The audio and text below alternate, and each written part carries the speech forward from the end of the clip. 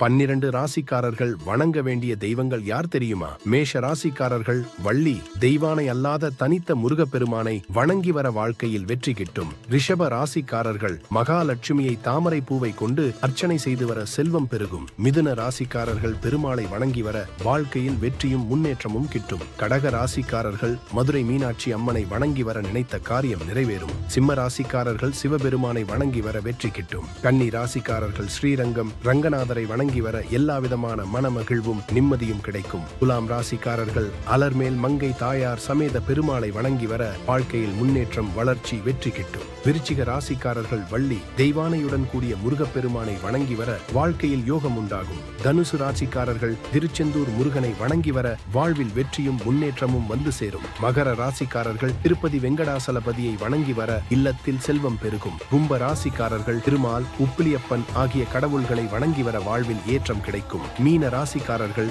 வள்ளி தெய்வானையுடன் கூடிய முருகனை வணங்கி வர வாழ்க்கையில் சந்தோஷம் கூடும்.